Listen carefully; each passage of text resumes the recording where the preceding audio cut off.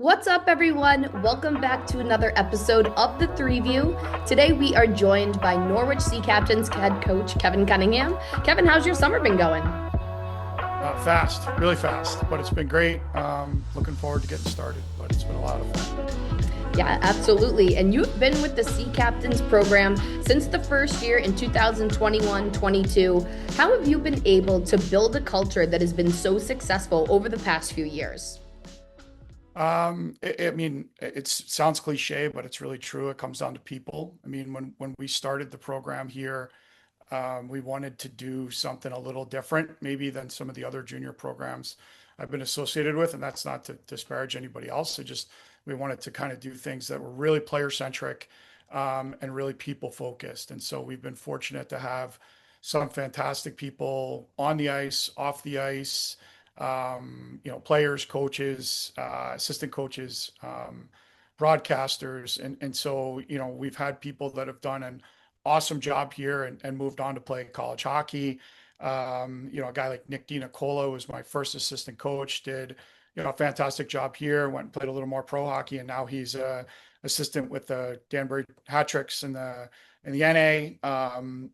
Zach McGinnis, who was our broadcaster our first year, and I had worked with back in my days in Danbury, who moved on from us to New Jersey, where he's taken on a massive role, not just in their broadcasting but their business operations. And so it's been great to have people that have real skills and a real aptitude to continue to improve and advance. And that's really what the ethos of our program is really about: getting people that want to get the best out of themselves and push each other to do the same.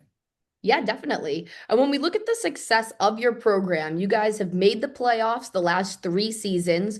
What's it going to take for the Sea Captains program to go from making the playoffs every year to advancing to St. Louis and winning the East Division?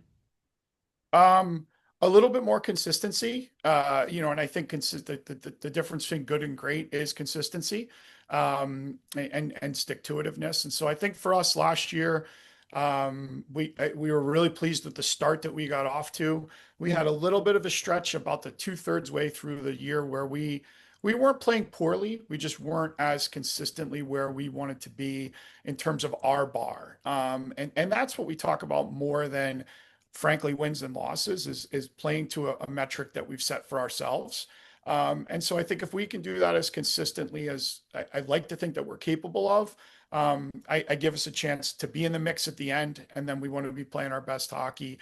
I think that's something that we've kind of hung our hat on here, is that for the most part, I think every year we've trended up as the season has gone. And so even going back to our first year when we weren't very good and we did miss the playoffs, and we won 6 games in the second half of the year and we had only won two in the first half. So I think that trend, has to continue, and we want to be playing our best hockey when March rolls around. And speaking of consistency, you guys were the least penalized team for the second year in a row. How big of an emphasis do you put on this discipline? And how do you think you guys were able to pull that off for 2 years in a row? Well, we do talk about it very openly that we want to be the least penalized team in the league. Like, that's something that we emphasize from day one. And I think it's only a one metric to measure our team discipline. And to me, team discipline, individual discipline is not about, again, taking the least amount of penalties is a factor, but it's not the only measure. For us, it's, do you do the right thing when it's called for? Do you get the red line and maybe get hammered? I'm thinking specifically of one player who did that for us in our second year of existence. Nick Peluso got a red line, got absolutely smoked, separated his shoulder, missed a couple of games, but he knew that's what our team needed in that moment, and Mhm. he delivered it. And so for me, that's the definition of discipline: is being able to do the hard things and delivering in those moments when your team needs you, and you need to step up. And so, staying out of the box is a big part of it, but how we execute, in the first minute and the last minute of periods, how we execute are specific to our preparation. And it just goes back to kind of the old Navy SEAL adage of you don't rise to the occasion, you sink to the level of your training. So for us, laying that expectation right out of the box, I think really helps our guys embrace that and play to that as a strength of our organization. Yeah, definitely. And you guys had a massive year in terms of commitments. You had about 13 commitments as of right now. How special is it for you to see these players take the next step in not only their hockey journey, but their personal lives as well? Yeah, it's huge. I mean, I literally can't put it into words. I mean, I think at the end of this cycle, we're still maybe nailing down one or two, hopefully. But at the end of this cycle, I think we're going to be at 30 overall, college advancements, and that doesn't include a guy like Ryan Bernard, who is advanced to the Rochester Junior Americans with the NA last year at the end of the year. And I think has earned his way into a full-time opportunity for them for his 20-year-old year, which obviously we're extremely proud of. But the guys that we had last year that advanced to college, they're going places that fit them, where they're really excited about the academic, hockey, and social experience that they're going to have there. And then we have some other guys that have chosen a different path and have been really successful in other areas of life, whether it's business or college without hockey, or we've got guys that are getting engaged, having kids, starting to really move forward into the next phases of their lives. And there's nothing more rewarding than seeing guys have success beyond our program, and still feel connected to our program in a way that's really meaningful. And when we look at one of those players who earned a commitment, your co-captain, Tony Moran, who's been with you guys since the start, committed to the new program at Western Connecticut NCAA Division III. Talk about how special that is to see a player who's been with you from the start earn this commitment, and what kind of legacy does he leave behind for the next wave of Sea Captains coming to the program? Yeah, I mean, I don't even know where to start on that one. It's a great question. I just reflect back on recruiting Tony for our inaugural season and just how excited I was when he made the decision to come play with us. He's battled through some significant adversity during his time here in Norwich with some injuries. He's an undersized defenseman who I think, a lot of guys might have written him off at different points during his experience, but man, I don't know if there's a better. I think there's some other guys that are in the same category as him, but I don't know if there's a better representative of our program and what it means to be a Norwich Sea captain on the ice as a leader, as a role model in our community, as somebody that new players can look to and go ask anything of, and he'll do it. And just the accountability that he took. I mean, there was a game last year where, he told me afterwards, he said, to a couple other older guys, like if we don't figure out how to win this game, it's on us, the Mhm. leaders. Like it's not on anybody else. It's not on Cunny. It's not on the other guys. Like we got to figure this out. And to me, that level of accountability and that willingness to grab the bull by the horns, is a big part of the reason why he earned his commitment. When I talked to Coach Friedman at WestCon, one of the things that he really was drawn to was Tony's character and some of the things that we talked about in terms of his off ice, his preparedness to be there off the ice, and what he'll bring, particularly to a new program that's trying to lay a foundation because he's got experience in that department. So, yeah, that's a really special one. They're all special in their own right, but I'd be lying if I said that wasn't one of the ones that's a little extra special. Yeah, for sure. And especially that he's been with you for so many years. He helped you lay the foundation like you touched on. So Without a doubt. I'm Yeah, sure it's incredible for you. yeah, it is. And when we look at your history, so you've been in the league now going on your fourth season.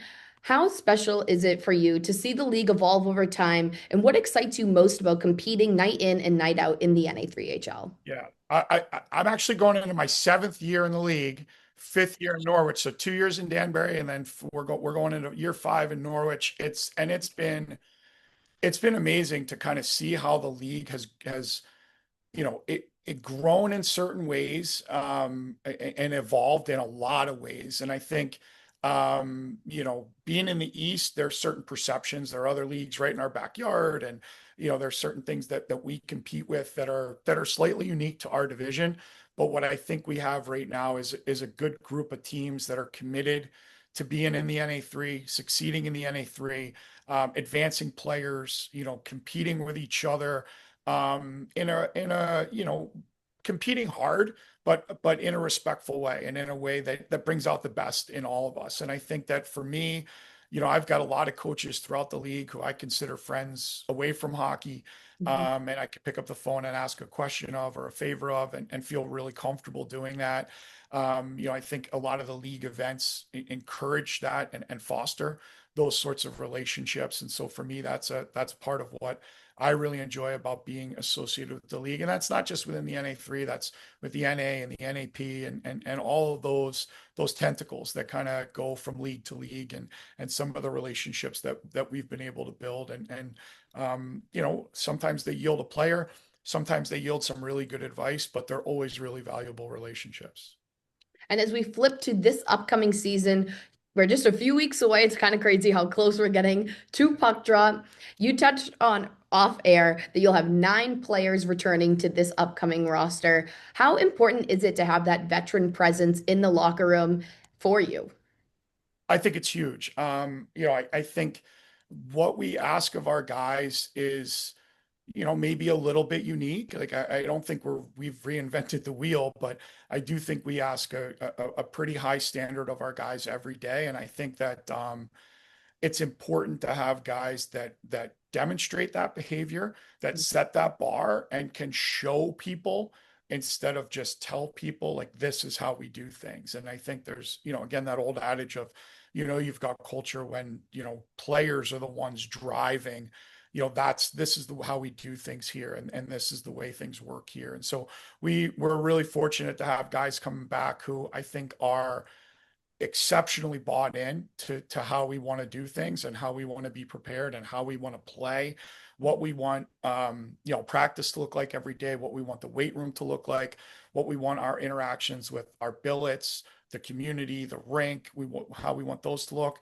and ultimately how we want game day to look, how we want to be prepared and what we want to look like on the ice. So we're not returning a ton up front. We only have 3 returning forwards up front. So there's going to be a lot of weight on those guys early on to Mhm. produce. But Lewis Allenson is a guy that I think is going to take a huge step forward for us. He's entering his second year. And he's done a tremendous job this offseason. We have a really good track record with guys taking big jumps in their second year. Colin Krisen's the guy we got via trade from Tulsa. He did a really, really good job with us, battled some injuries, but did a really good job for us down the stretch. Um, and then Logan Neeson's another guy we got by trade last year from the Rochester Grizzlies, and he'll be one of our co-captains this year. He's just that I don't know if there's anybody on planet Earth that loves hockey more than that kid. So he's totally invested. And then on our decor, Ryan Janik's back for his third year with us, his 5th year in the NA3. So super vet, really experienced, a guy that we can trust in any situation. Jake Wilkerson, who was, one of our top prospects guys last year, returns on D, really dynamic, two-way defenseman with a ton of offensive upside. And then Connor Gronwald was a rookie for us last year, did an awesome, awesome job. Got to play every game, grew a ton during the course of the year, was our most improved player during the year. And then Jack Stevens, another guy we acquired by trade from Binghamton at the deadline. And he fit in here seamlessly. It was almost like he was here from day one. So really excited to see him have a full year here. And then in goal, we bring Peter Alfano back for his third year. He's had some tremendous success for us. And he'd be the first one to tell you he had a bit of an up and down year last year, but his ups were really up. And so we're looking for a little bit more consistency from him, and I think he's worked incredibly hard this summer to find that formula. And then Anderson Weimer is another guy we got from the trade process at the deadline, and he didn't get a shot to play with us after he got here, and still wanted to come back, which I think speaks to his character, number one, but also just the experience and the relationships that he built here. He's excited about being back, and I think that says a ton about a guy who I'm sure was a little bit disappointed about his ice time after he arrived, but didn't just shut down. And so, I think he's done an awesome job, and got to see him at our camp in July, and he looked fantastic. So, between those guys and the newcomers we have, we did a decent amount through tenders, a little bit through the draft. And then we've got some free agents. We've got a couple of trades that we're still working on to try to kind of firm up our lineup. We do carry a slightly smaller roster than some other teams. We typically carry 13 forwards, 7 D, and 3 goalies, so 23. Mhm. Um, And that way everybody gets to play and everybody gets to play consistently. So, but I think that they're really good bones to this group. And I think it's really about just giving them a chance to grow and evolve and get to know each other. And, I tell them every year, I don't want to be the best team in September or October. I mean, it'd be great if we are, but Mhm. that's not the most important. We want to be the best team that we can be come, late January, February, and through March. And so I think this group is poised to have that sort of evolution. And then to wrap up this interview, aside from wins and losses, what do you think is going to be the biggest thing that you measure success on this upcoming season?